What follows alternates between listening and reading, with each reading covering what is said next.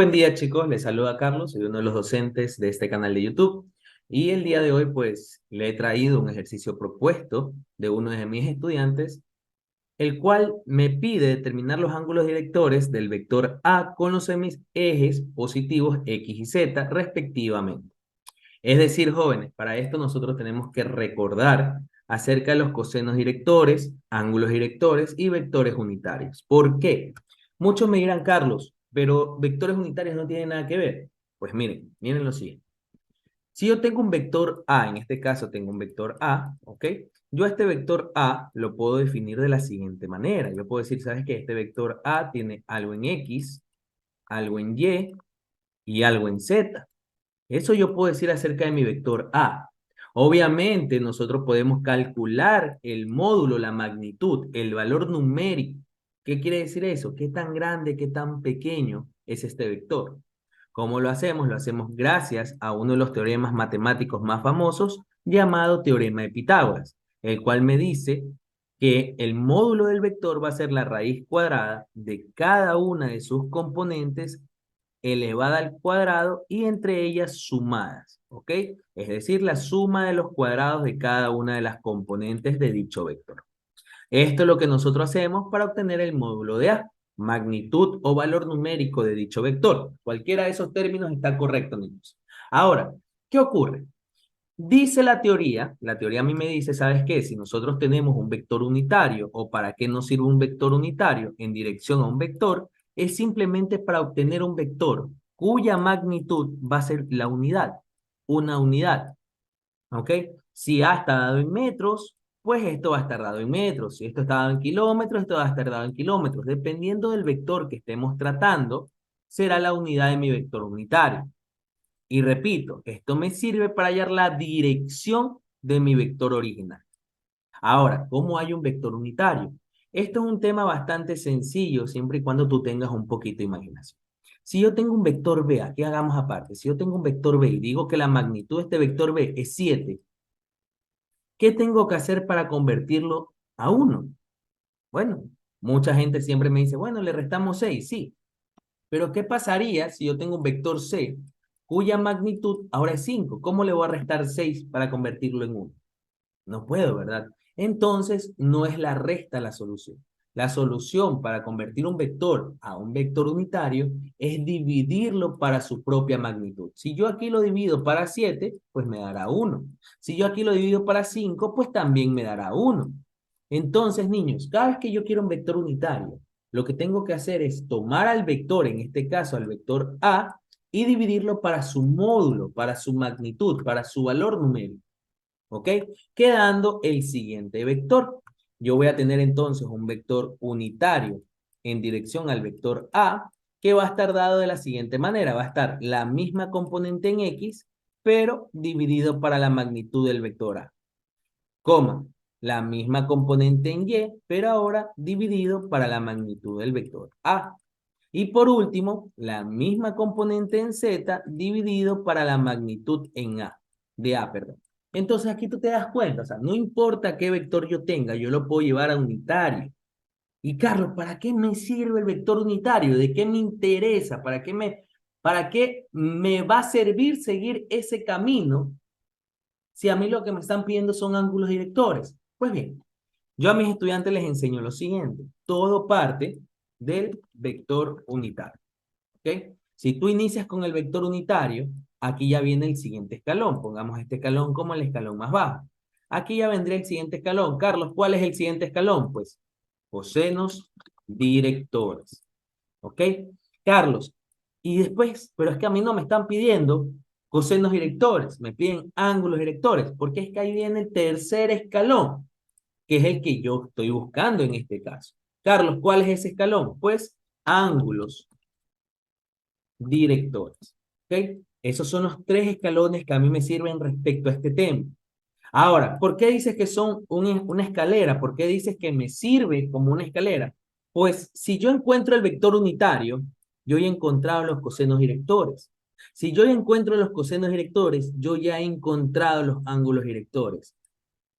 ¿No me creen? Pues miren lo siguiente. La componente en X de mi vector unitario, ¿ok? representa el coseno director de alfa. Alfa es el ángulo que forma el vector con el semieje positivo de las X. ¿Ok? Carlos, ¿y cómo encuentro beta? Bueno, o el coseno de beta en este caso sería la componente del vector unitario, pero en el eje Y. En este caso, el ángulo beta sería la componente en Y dividido para su magnitud. Carlos, ¿y cómo encuentro mi coseno de gamma? Bueno, el coseno de gamma sería de igual manera la última componente de mi vector unitario. ¿Ok? Entonces, esto sería AZ sobre la magnitud de A. Y ahí ya tengo los cosenos directores, que repito, no es otra cosa que cada componente del vector unitario. Cada componente representa el coseno director con su respectivo eje. Si tengo la componente en X, pues tengo el coseno director con referencia al eje X. Si tengo la componente en Y, tengo el coseno director con referencia al eje Y. Si tengo la componente en Z, escuchen bien, tengo el coseno director con referencia al semieje positivo de la Z. ¿Ok? Ahora, Carlos, pero tú me estás mintiendo. Tú me dices que el vector unitario llegó a cosenos directores, pero ¿cómo llegó a ángulos directores? Bueno, esto ya es un despeje matemático. Porque debemos recordar un error muy común, porque es un error, y aquí lo voy a anotar, es un error muy común entre los estudiantes que están aprendiendo trigonometría, están acostumbrados a despejar de ecuaciones, decir, ¿sabes qué? Si tengo un término A multiplicado por un término B y esto igualado a un término C, pues bueno, A pasa a dividir, dicen, que da lo mismo que dividir cada término para cada lado de la ecuación para el término A, entonces me quedaría que B es igual a C sobre A, que en términos reducidos, como les digo, es como pasar a dividir el término A del otro lado de la ecuación. Y eso nosotros a veces, digo nosotros porque me incluyo cuando yo también estuve aprendiendo trigonometría en su momento, también cometí ese error. Si teníamos el coseno de alfa, ¿ok? El coseno de alfa igual a la componente en X sobre la magnitud del vector, entonces, muchas veces nosotros decíamos, ¿sabes qué? El coseno pasa a dividir y me queda como alfa es igual a sobre el coseno, a x, perdón, sobre el coseno de la magnitud de a. Y eso está mal, pues. Por eso le digo que esto es un error. Carlos, ¿por qué eso está mal? Porque cuando tú despejas el ángulo, y escuchen bien porque esta parte es importante, igual que todo lo demás, pero para evitar errores que pudiéramos cometer. Cuando tú vas a despejar el ángulo, ¿ok? De una función trigonométrica, tú no mandas a dividir la función trigonométrica. No, no, no, no. Lo que tú haces es aplicar la función inversa. Carlos, ¿a qué te refieres? Bueno, si yo aplico coseno a la menos 1 de ambos lados de la ecuación o arcocoseno, que sería el término matemático, me quedaría entonces que alfa es igual a coseno a la menos 1, o repito, arco coseno, ¿ok? Esta es la función inversa al coseno. Coseno a la menos 1 de la componente en X sobre la magnitud del vector, ¿ok? Y esto es muy diferente a lo que tenemos acá. Esto no es lo mismo a lo que tenemos acá. Esto es un error, esto está mal, y esto es lo que está correcto, ¿ok?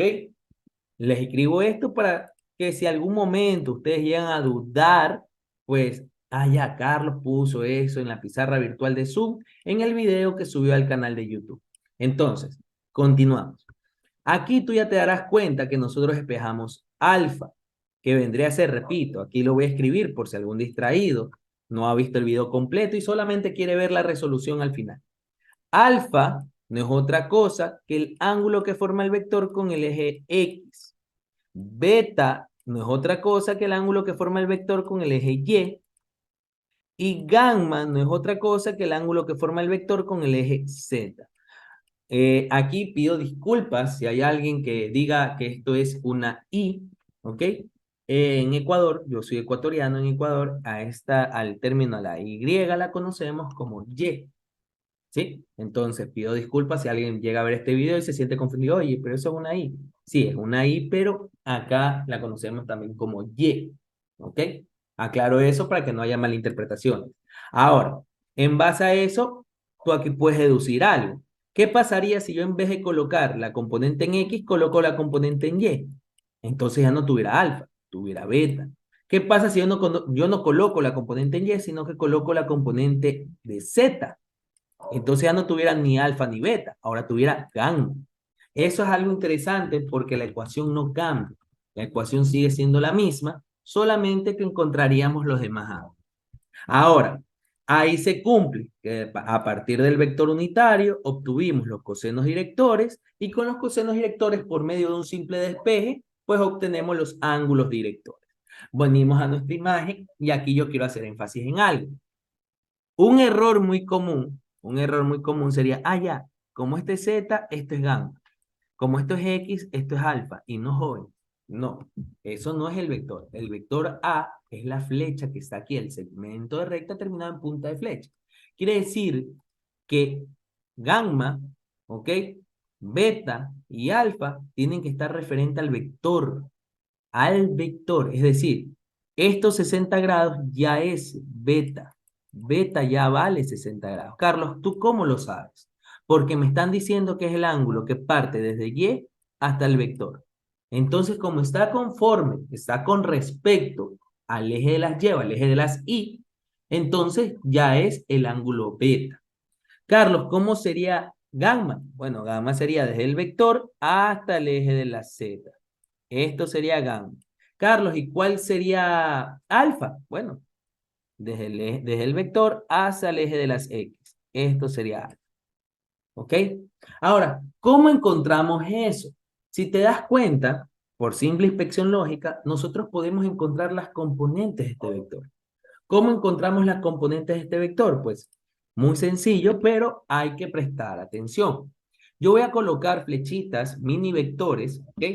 Que simulen ser las componentes de estos vectores. ¿Cómo lo vamos a hacer? Vamos siempre a iniciar en el punto de origen del vector, ¿ok? Y nos vamos a mover por cualquier línea paralela a los ejes coordenados para obtener las componentes. Iniciamos en el origen y tenemos que llegar hasta el punto final del vector. Empezamos. Inicio. Yo aquí me puedo mover hacia la derecha, como asimismo también me puedo mover hacia arriba, como también me puedo mover hacia afuera. Ya aquí depende de lo que yo desee hacer. No altera si tú primero te mueves a la derecha, luego hacia arriba, luego hacia afuera. Eso no altera en nada. Ya aquí ya es gusto de cada persona. Por orden, yo voy a decidir moverme primero hacia la derecha. Al moverme hacia la derecha, yo estoy viendo que mi vector A, ¿cuánto espacio se mueve hacia la derecha? 12 unidades.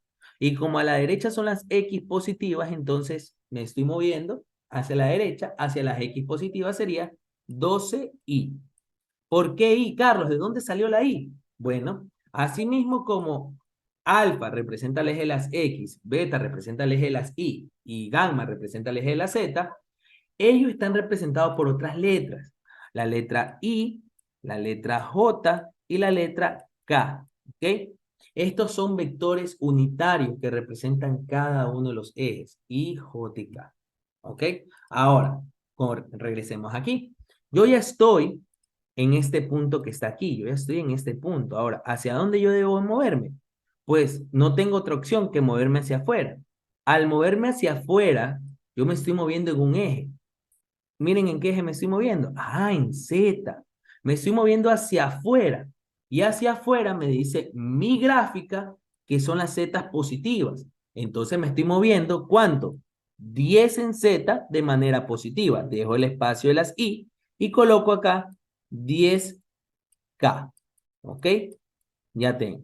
Voy a escribir bien este 10 porque no quiero que alguien se vaya a confundir y diga, es un 90. No, un 10. Ahora, ya estoy en este punto que está aquí y ya nomás tengo que hacer un último movimiento, subir. Al subir llego al final de mi vector, ¿ok? Al llegar al final de mi vector, yo me estoy dando cuenta que al subir me estoy moviendo en el eje positivo de las Y, porque hacia arriba es positivo, ¿ok? ¿Está claro hasta ahí? Espero que esté todo claro. Ahora, ¿cuánto subí? No lo sé. Yo voy a poner A en Y, ¿ok? Yo no lo sé. Yo no sé cuánto vale ese esa componente, cuánto vale ese punto en Y. ¿Ok? Pero yo ya tengo mi vector, miren, yo ya tengo definido mi vector. Yo ya lo tengo. Ahora, aquí hay múltiples pasos que nosotros pudiéramos realizar. ¿Ok? Yo el día de hoy te voy a traer una de las formas más sencillas de resolver este ejercicio. ¿Cuál es? Usando un poquito de matemáticas. Nada del otro mundo. Miren bien, vamos a borrar lo que no nos sirve. Voy a borrar esto, voy a borrar esto. Por ahora vamos a borrar todo esto. Ay, perdón, borré de más. ¿Ok? Y nos vamos a quedar única y exclusivamente con un triángulo. Carlos, ¿cuál es ese triángulo? Pues el triángulo que está aquí, que lo voy a resaltar. ¿Ok? ¿Qué vendría a ser? Una altura, una base. Miren, esta vendría a ser... Uy, se desapareció. Una altura, una base y la hipotenusa, que en este caso vendría a ser la magnitud del vector A. Recuerden lo que les dije al inicio de este video. La magnitud es qué tan grande o qué tan pequeño es el vector A. En este caso, la hipotenusa tendría el valor del vector A. ¿Ok? Y ahí se forma un triángulo rectángulo. Carlos, ¿cómo tú sabes que es un triángulo rectángulo? Porque miren, jóvenes, este lado que está aquí, ese lado que acabo de señalar, pertenece o tiene componentes en el eje Z y en el eje X. Y recordemos que los ejes coordenados, es decir, X, Y y Z, son perpendiculares entre ellos. ¿Qué quiere decir eso? Que Y es perpendicular a X y a Z al mismo tiempo. ¿Ok? Por lo tanto, será perpendicular a todo plano formado por ellos. Entonces aquí se forma un ángulo de 90 grados. ¿Ok? Aquí se formará un ángulo de 90 grados. Y tengo el siguiente triángulo. Miren, tengo el siguiente triángulo. Si yo lo miro en esta dirección, si yo visualizo esto de esta dirección, voy a tener este triángulo que les voy a proyectar ahora. Miren, vamos a dibujar ese triángulo. ¿Ok? Vamos a dibujarlo de esta forma. Esta vendría a ser la altura, esta vendría a ser la base y esta vendría a ser la hipotenusa. ¿Verdad? Aquí se encuentra o se halla el ángulo recto del cual yo les estaba comentando, ¿ok? Y aquí yo quiero que tú puedas visualizar lo que tengo en este triángulo. Miren, ¿quién es la altura aquí? Pues va a ser la componente en Y. ¿Quién es la base? Esta base que está aquí es exactamente la misma línea que está acá. ¿Y cómo encontramos esa línea? Por otra vez teorema de Pitágoras. Carlos, ¿cómo es eso? Pues muy bien. Esa base, yo la voy a llamar AXZ, Carlos. ¿Por qué lo llamas AXZ? Porque está formada por el eje X y el eje Z. Entonces, la magnitud de AXZ no es otra cosa que el teorema de Pitágoras de 12 al cuadrado más 10 al cuadrado. ¿Ok? 10 al cuadrado 100, 2 al cuadrado 144, por lo tanto esto va a ser raíz cuadrada de 244. Carlos, ¿lo vas a calcular? Por ahora no, por ahora lo voy a dejar expresado de esa manera. Si alguien lo quiere ir calculando, lo puede ir haciendo, yo no tengo problema. Ahora, la altura, pues ya sé que sería la componente en Y, la base sería AXZ, que ya conozco, que la magnitud de esto vendría a ser la raíz de 244. ¿Ok? Y lo que está aquí, la hipotenusa, si tú miras este triángulo, no es otra cosa que el vector A. Por lo tanto, yo voy a decir que esto es la magnitud del vector A. ¿Ok? Esto es la magnitud del vector A. Ahora, miren lo siguiente. El ángulo de este triángulo, el ángulo que forma entre el vector A y el eje Y, ya nosotros conocíamos. Era beta, era 60 grados. Entonces, ese es el ángulo que se forma aquí. Entre el eje Y, que vendría a ser la componente en Y, y la magnitud del vector forman 60 grados. ¿Cómo lo conocemos? ¿De dónde? ¿Quién nos lo presentó? El mismo ejercicio nos lo dice. El ejercicio nos dice que el ángulo formado entre el eje Y con el vector A es beta, es 60 grados. Entonces, aquí yo ya conozco que esto va a ser 60 grados. Y nosotros debemos recordar, ¿verdad? Sea cual sea un triángulo, miren, yo puedo dibujar un triángulo cualquiera aquí de manera muy rapidita, ¿sí? Algo muy rápido, algo muy deprisa. Yo puedo dibujar que esto es teta, que esto es phi y que esto es alfa, indiferentemente del triángulo, ¿ok? No estoy hablando de vectores, estoy hablando de un triángulo cualquiera. Yo sé que la suma de teta más phi más alfa no es otra cosa que 180 grados. Como la suma de los ángulos internos de un triángulo deben sumar 180 grados, aquí ya tengo 90 grados. Aquí ya tengo 60 grados. 90 más 30 me da 150. ¿Cuánto me hace falta para llegar a 180? Pues 30 grados. Y aquí, niños, ya terminamos el ejercicio. Carlos, ¿por qué? Aquí tú puedes usar cualquier función trigonométrica, cualquiera, para obtener la hipotenusa. Carlos, ¿por qué no hallamos primero la componente en Y? Porque nosotros debemos ser eficientes, niños. A nosotros nos están pidiendo. Ahora, como ya nosotros sabemos, ¿verdad? Que ya tenemos los ángulos internos del triángulo, ya tenemos la base. Carlos, ¿por qué entonces tú no decides hallar la componente del vector que te hace falta? ¿Por qué? Porque, niños, hay que ser eficientes. Yo ya conozco beta. Es más, a mí no me piden beta. Yo ya sé que beta vale 60 grados. A mí me piden alfa. Yo no conozco el valor de alfa. Y también me piden gamma. Yo no conozco el valor de gamma. A mí me piden estos dos ángulos. No me piden beta. Entonces, como a mí no me piden beta, yo debo buscar la manera más eficiente de buscar alfa y gamma. Carlos, ¿cómo lo harías tú? Bueno, recordando lo que les expliqué hace un momento, miren, esta ecuación que está aquí es la que vamos a usar. Miren, yo ya conozco la componente en X, yo ya conozco la componente en Z. Alfa va a ser igual coseno inverso, coseno a la menos 1 de la componente en X sobre la magnitud del vector. ¿Ok? Yo conozco la componente en X. Carlos, ¿cuándo? Cuando obtuvimos las componentes, yo sé que en X vale 12 y en Z vale 10. Lo que no conozco es la magnitud. Entonces, yo aquí tengo dos caminos. Encuentro la componente en Y y obtengo la magnitud, o directamente obtengo la magnitud. Ahora, aquí tú puedes usar cualquier función trigonométrica. Puedes usar seno con el ángulo de 60, puedes usar coseno con el ángulo de 30, ¿ok? Ya depende única y exclusivamente de lo que tú quieras. Yo en este caso voy a decir, ¿sabes qué? El coseno de 30 grados, recordemos que el coseno de un ángulo es lado adyacente sobre la hipotenusa. Entonces, el coseno de 30 va a ser la adyacente, que sería raíz de 244, sobre la hipotenusa, que vendría a ser la magnitud de A. ¿Ok? Despejando la magnitud de A, pues me va a quedar que la magnitud de A, invirtiendo, o sea, para despejar voy a pasar a multiplicar la magnitud de A al coseno y luego el coseno lo paso a dividir. Entonces, la magnitud de A va a ser la raíz cuadrada de 244 dividido para el coseno de 30. Y ya con esos jóvenes, yo obtengo la magnitud de A. Ya con este valor yo obtendría la magnitud de A. Ya estaría. Ya tendrías prácticamente todo. ¿Cuánto aproximadamente es la magnitud de A? Bueno, si ustedes lo ingresan en la calculadora, tienen que poner una fracción, raíz de 244 dividido por el coseno de 30, no es otra cosa que aproximadamente 18.04. ¿Ok?